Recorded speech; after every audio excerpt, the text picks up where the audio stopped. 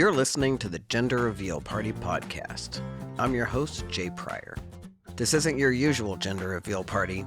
There will be no baby sex parts.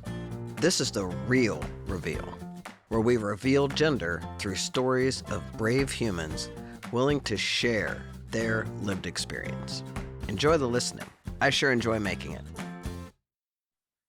Welcome to the Gender Reveal Party. I'm excited to tell you today that my guest is Erin Brown, and Erin Brown is a good friend of mine and a local activist and educator and all kinds of things. I'm going to let her introduce herself. Welcome, Erin. It's nice to see you. Good to see you. It is good to see you. We haven't gotten to hang out in a long time. Part of that's because of the pandemic, and then you've been so busy. We've been so busy, right? Yeah, it's awkward to be isolated and busy, and it also feels like I'm only allowed to see people if it's a money-making activity. Like, oh yeah, that makes the message is survive capitalism, but don't do leisure. Right. And I understand that from like a public health perspective, but it's been a time. Yeah, it's definitely been a time. It's definitely been a time. Well, I'm really grateful and excited that you're here. You and I've had many, many conversations over the years. So Erin is an author. Do you want to just kind of give your little bio spiel about all the stuff that you do? Sure. Yeah, I'm an author. I've written 8 books on emotional responsibilities. I'm on gender liberation, body politics, stuff like that. It's been, kind of a journey. I started as a personal trainer, and then I realized I was only talking about body politics, and then it was really, furthermore about rape culture, and just keep kind of evolving. And the people who have been following along with that and purchasing my work have kind of grown and evolved with me. I've written 4 books in the last 3 years. I mean, that just keeps happening. I keep saying I'm probably just going to write books, even if only 3 people read them until I die, and then do whatever else I'm doing. Well, and all your books are great and they're making a big difference for people. So why not keep doing that? Thank you. Yeah. And they always come from like a constant exploration and expansion of self, and then sort of helping other people do that themselves by being honest about my own, understanding and unraveling and undoing and whatever right? works. Yeah, it's something you and I have in common is like really leading from that place of I'm doing this work, transforming myself, and then what I learn I share. It's kind of like we do it as we go, right? Yes, exactly. Yeah, and I appreciate that. And so I know you've seen the show because I remember you being there. So thanks for coming to the show. Mm-hmm. I want you on here for all the reasons. But one of the things that you and I often talk about is that world of, first of all, let me say this. You're one of the few people in all of my friends and my acquaintances and all of my existence. You're one of the very few people who has ever been able to relate to me as a woman and still know that I have the beard. And it was even before testosterone, right? You could get that I was a non-binary human. And I recently had this experience where a friend of mine who I've known for over 20 years, right? But she always knew me on testosterone. She didn't know me pre-testosterone. And so when she watched the show, at the end of the show, I say, if you make me pick a box, I'll pick the pink box, right? Because I'm grateful for my classic training as female. I never wanted to be a dude, never wanted to be a man. So for the first time in her life, this woman was like, wow, you're a woman. I've always related to you as a man. And I'm like, I know. And that's so frustrating for me because the thing that I miss the most about being a woman is that connection with other women. So you have always, from the very first time you figured out I wasn't a dude, which in the beginning was like, who's this dude? Right. I wasn't interested. Yeah. So I was doing courses for women. You're like, who's this guy that thinks he could do courses for women? Right. Yeah. Well, there's a lot of that. Yes, there is a lot of that. Right. Yeah. I'm the only one that's actually been a woman that does. Right. But once you figured out that I was non-binary, or once we had that conversation, you have always been someone who I felt like actually saw me. And so first of all, I just appreciate that so much. And then we've always had great conversations about what it is to be a woman in the world. And a lot of the things, and every time I'm with you, I learn something new. But I was just telling somebody the other day that, in fact, it was on one of these interviews, I brought up your name because I was talking about that world of being a woman and how much gender, like we do gender, and I'm convinced now that everything we do as human beings, we do to keep us safe, right? Like Mhm. everything we do to wire ourselves up is all about safety. I'm 100% clear about that. And being a woman, part of that wiring is in terms of safety, and something you talk about is about being picked, right? And Mhm. or avoiding not being picked, or whatever the thing is that we're wired to do. And so part of the reason I wanted to have you on is to talk a little bit about that whole conversation of classically trained female and why we do gender, why women do gender, and how that goes. So I'm going to shut up because I just want you to talk. Yeah, about that. Yeah, all the So things. Talk about all the things. yeah, the first time I thought about my training around marriage, I'm divorced. And I'm just going to say, before I even say anything, I never speak about my marriage or my former spouse, but I will speak about my experience within it that doesn't point to him. I just don't want to be, unfair or disrespectful to the father of my kid and somebody I very much respect. However, I had a friend ask me while we were still married if I had always known that I wanted to get married. She was in a long-term relationship, and it was kind of at the point where he kind of wanted to take a next step or whatever, and she kind of didn't even know how she ended up in this relationship that long, and it's not something she imagined for herself. And when she asked me that question, I was like, I don't recall ever considering if wanting to get married was something that was mine. Say more about And that at in that, terms of the wanting to get married. yeah, I just that was never, I never thought, will I get married? Like, do I want to get married? Is that something that I desire for myself? What I thought so much about is, would anybody even marry me? Will I get picked, or will I just like fail at this thing? And I want to say that like I've been, claiming that I'm an activist and doing all of this shit since I was like, 14 or something. I started talking publicly about rape culture when I was 13 years old. Um, so in college, I'm doing all of this like slam poetry about the beauty myth, and like, I'm trying to burn it down.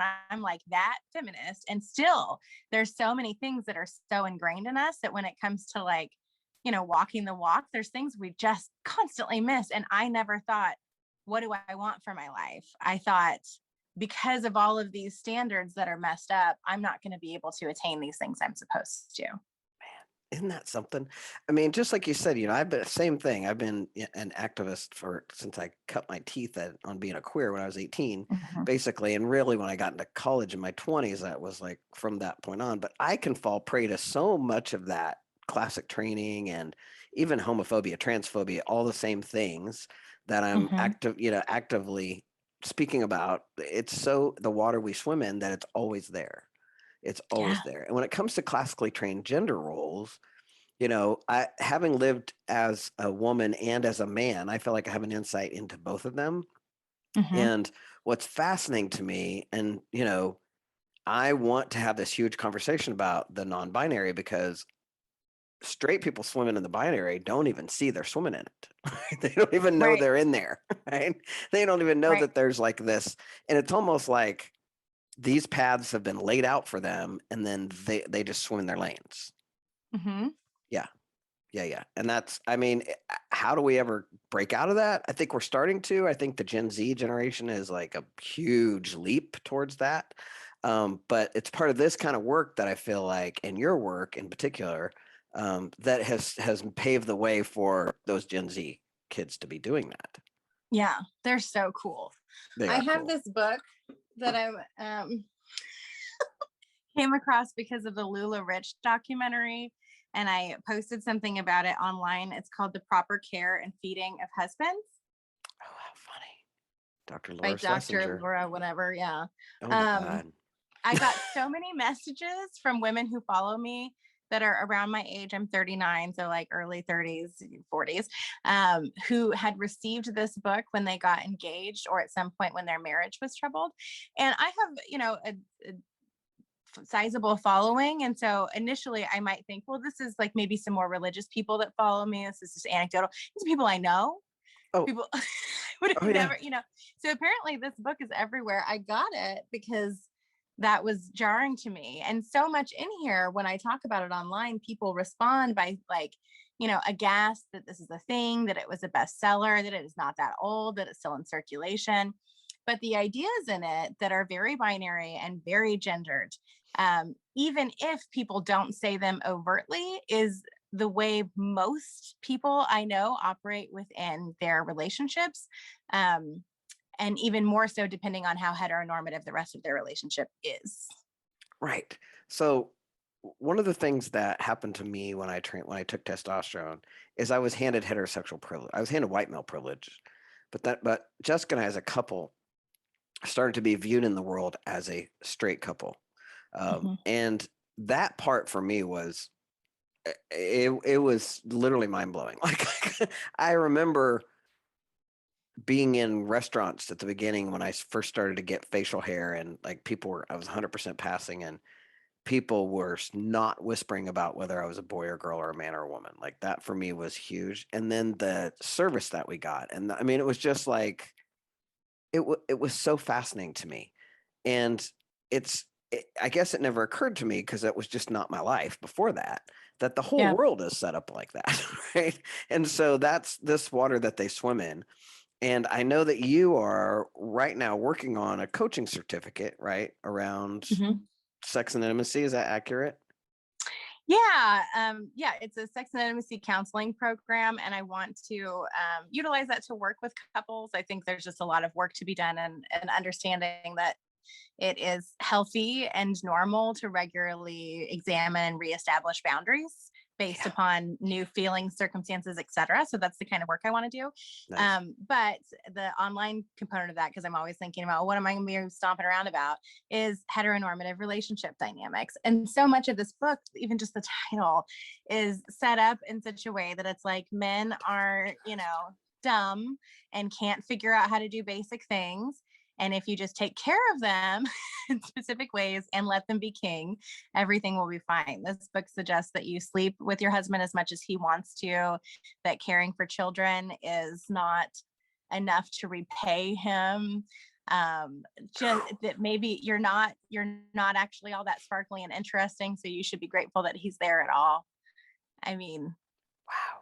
and when this book came out, it's like from 2004. She was on Good Morning America. She was on all the things, right? So this isn't this isn't old, and it also isn't like some random, small group of uh, religious people that have this idea. This is the water we swim in.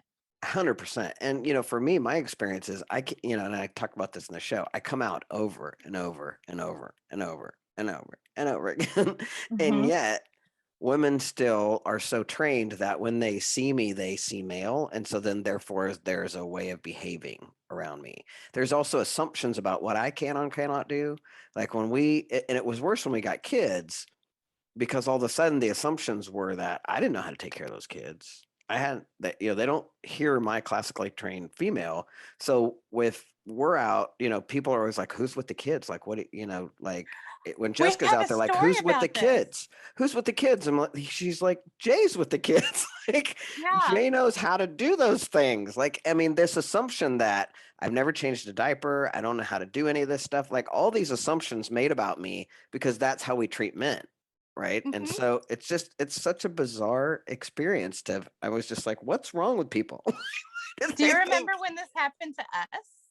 oh God, yeah, that's right. We were together when that happened, right? We were at the swimming pool, and one Oh, of your kids was doing something that some intolerable woman that's right. And she didn't came up like. to you.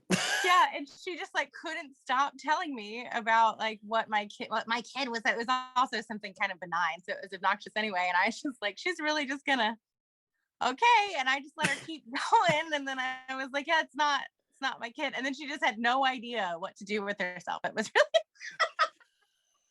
It was. It was. But people make that assumption all the time that if there's a woman around, she's in charge of that kid. It can't yeah, possibly be a guy because he's too much of an idiot to manage that. right. Yeah, Yeah. and she's in trouble for sure, because that's the Oh, other thing. There's all these expectations of what women are supposed to do, but they're all like fail. You can't yeah, you you can't don't, pass at them. right. You're always going to be in trouble. That's right. Yeah. Or he's getting out, and we get a lot of that. Like men get that, like you're going to be in trouble. like, Mm. because you're just being a boy and you're out there carousing around, and but it's always in a real chuck on the shoulder kind of, golly, you're going to be in trouble kind of Mhm. weirdness. It's so bizarre. So I want to back up for a second, because on the 2S LGBTQIA spectrum, right? Mhm. You're the L, right? The Yes. LB now, but that's Mhm. relatively new for you, right? You've been in a relationship It about is. 3 years, right? And Uh-huh. so you had a very interesting experience. You've had a couple that we've talked about, interesting experiencing having your cisgender straight friends who you used to hang out with, like, acknowledge you then as a lesbian or in this lesbian relationship. And I mean, didn't you even have somebody ask you who was the man in the relationship or something stupid like that? Yeah, it's really interesting because I'm very forthcoming with my values, and I don't invite people into my life who don't share those to some degree, Yeah, to a lot degree. a lot of degree. Because like if I'm, gonna have drinks with you and then someone else comes out, I don't want to be apologizing to you because I'm sorry. Well, this is my friend that's kind of like a little bit, Transphobic and yeah, but like, it's just we're working on it. Like that's not for me. yeah. Um, and so I didn't have any friends, I thought, that were homophobic, but there is a difference, and I know this. It's weird, and I've had this experience a couple of different ways, and I know you have dramatically. It's weird when people see you one way, and then it's you that's being treated differently because there's only the one variable, you know. Um, and it's sometimes it's like little things, like someone over the top being like, I just love your love is one of the ones I hate the most. I love your love. Nobody ever, I'm 39 years old. I've had a lot of relationships that people have looked up to whether or not that was genuine, but I love your love has never been said to me. And now it's just like constant. And I'm like, what do you mean? What do you mean? And also, I wish that if you mean something lovely and specific, that you would say that again, because what you're saying feels really objectifying to me. Mm. Lots of questions about sex. I had one person just be like, oh, so you're a lesbian now, which is weird. Shannon and I, my partner and I, were just talking about this morning because we were talking about queer baiting and how she felt about that. And I was thinking about these young people, these young celebrities that are being accused of queer baiting, and then my own story. And I'm like, well, if you're asking them about their sexual identity, you're also assuming that they know, that it's stagnant, that it's public, but also like specifically that they know, that they're clear on that. Because So I say more wasn't. about queer baiting so that our audience understands what you're talking about. Queer baiting is a relatively new term to me anyway. It's a kind of all over the gay internet anyway, where people who are presumed to be heterosexual pose and like sexy poses with a person of the same gender or presumed same gender in a queer scenario, and sexy in order to attract a queer audience, but they're not actually queer. And Got these it. are all a lot of assumptions because we don't know what that person's identity is or feelings or expression or where it might be a year from now, because that's the other thing that has really clicked together for me as an adult and with my own experiences, that shit changes or your Right. understanding changes. Right. It's not pick and stick necessarily. Right. And it's not static. I mean, it's not like you're there and then, yeah. I Tell have me, arrived. yeah, I have arrived. I do feel And that way about being an L, but I think it's just being both a baby and elder gay is a weird thing. yeah, that's But true, that because you're just a feels baby gay like, and you're not an elder gay, but yeah. but I'm also old. Well, sort of. Not to me, but Well, I mean, in yeah. scenarios where I'm with, like, it regularly occurs to me when younger queer people are talking to me, I'm like, oh, I'm your elder right now, Right. but I'm also baby. Right. Right.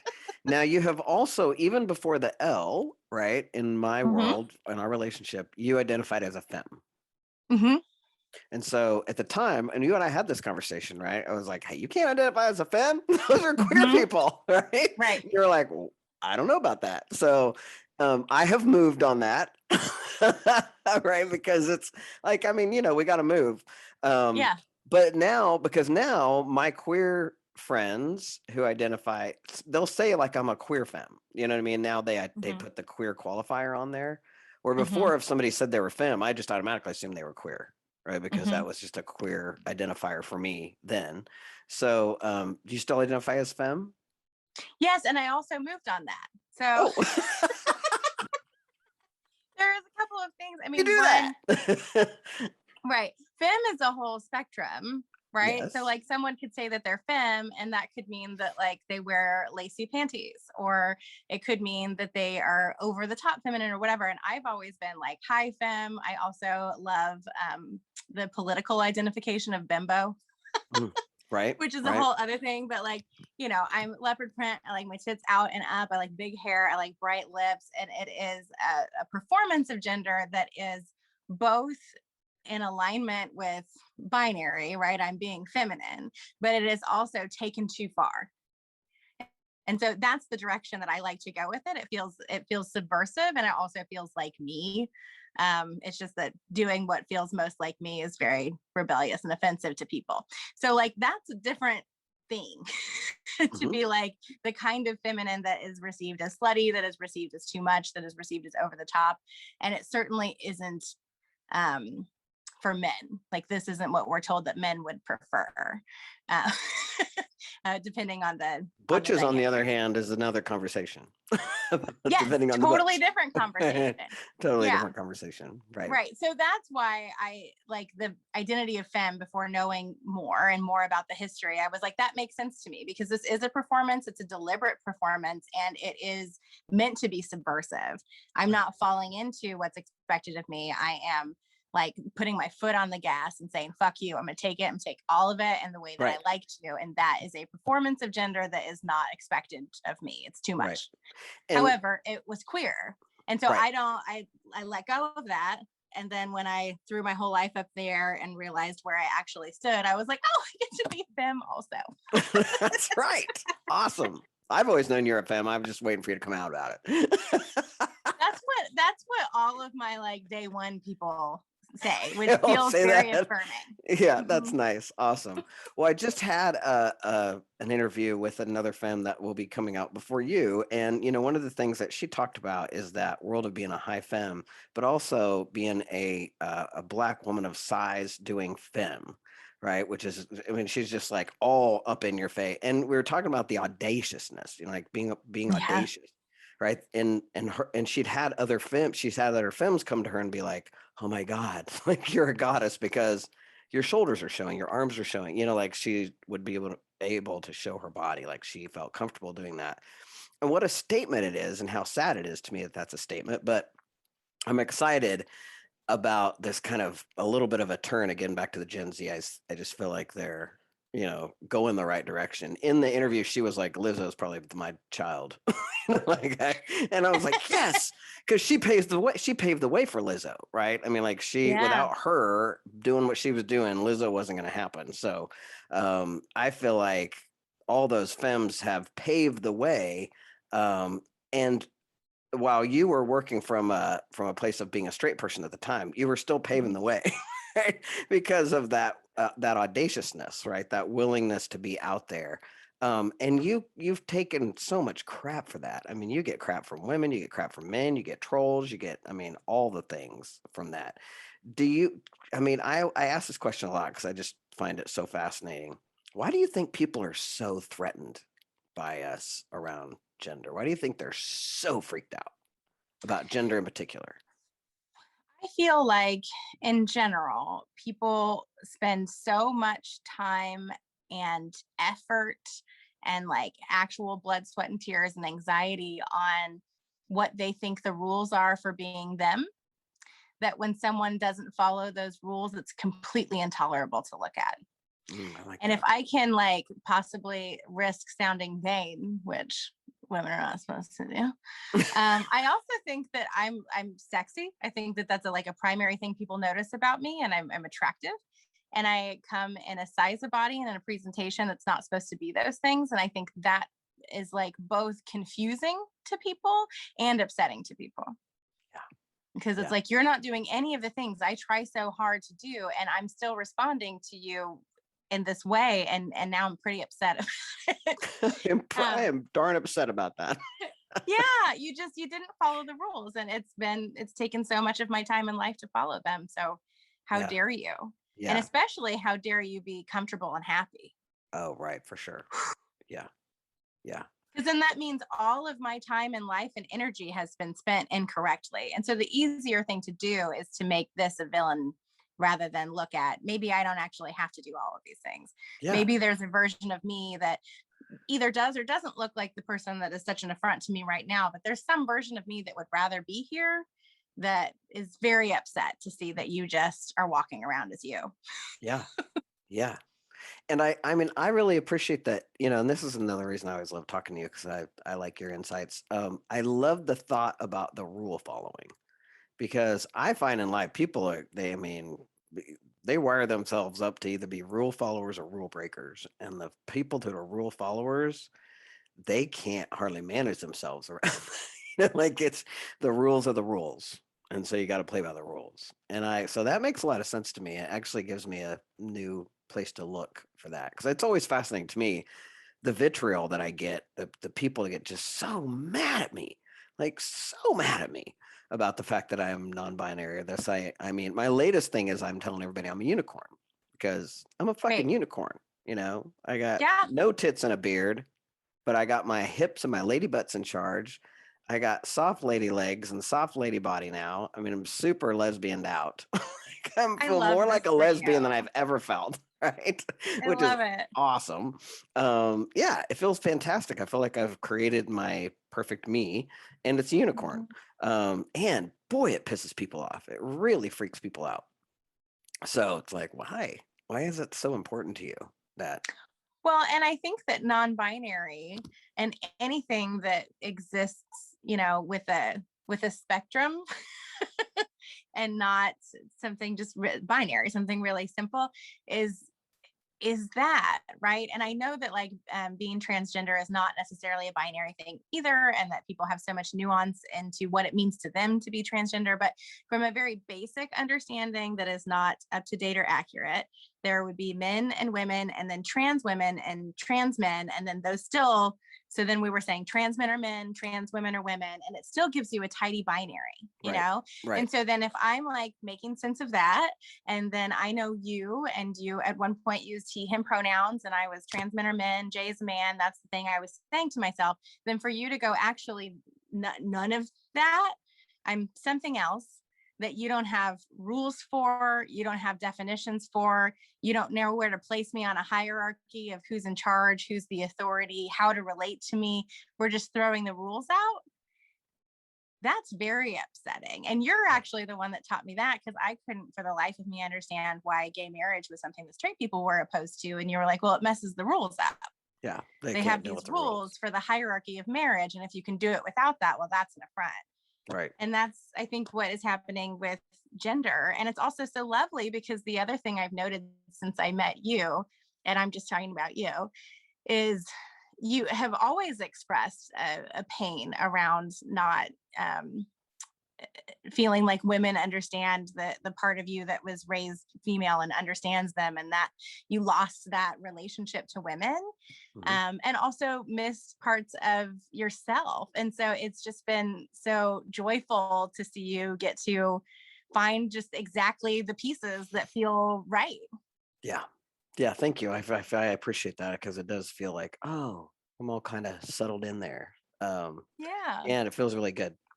And I love the fact that, my kid who came out as trans at 10, right, won't have to wait till they're, when I was over 50 before I got that figured out.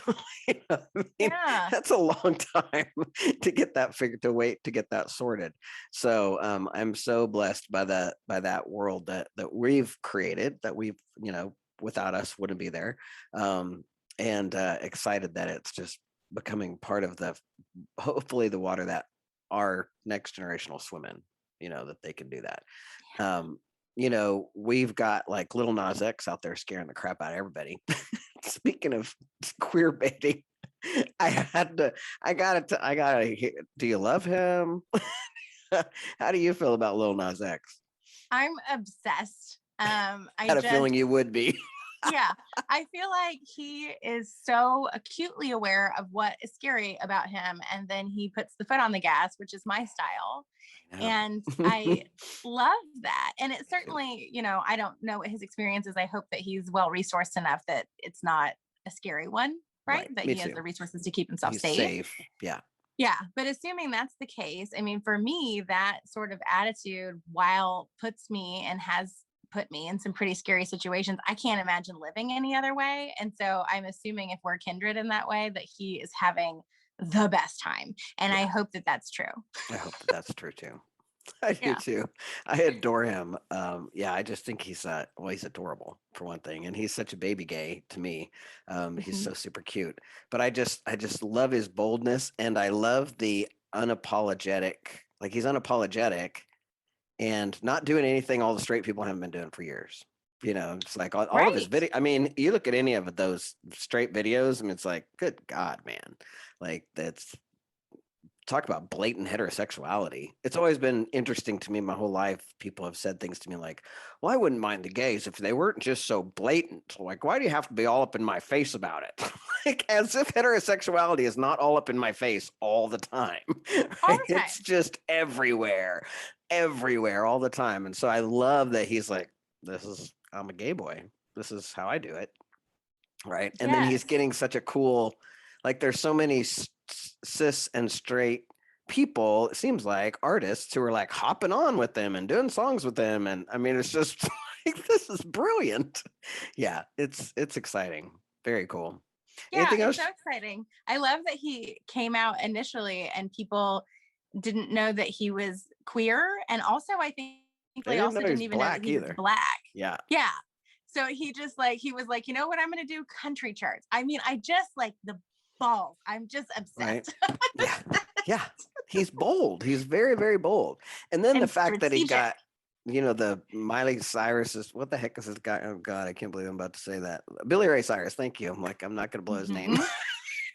I was so impressed with Billy Ray Cyrus for helping him, being like, oh no, we're not doing that, you know, Yeah. and coming in. The whole thing has been brilliant to watch. And I figured that you probably had an affinity for him since he was pretty bold like you.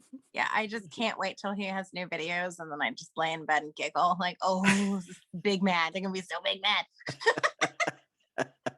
The pink prison jumpsuits. I was Oh, just like, okay, yes, all right. right. Yeah. Pink prison. That's good. And That's into each other. right, Yes, and into each other. So you have a million books. What's the end? And they can all find them at one place. Am I correct? all million. All I am million. ErinBrown.com. I am AaronBrown.com. That's easy. Mhm. Yeah. Anything you'd like to share with our audience before we go? Um, because we're using some of this queer language and having this conversation, I just would love to end on like a note of a question that I have that I don't think that there's an answer for yet.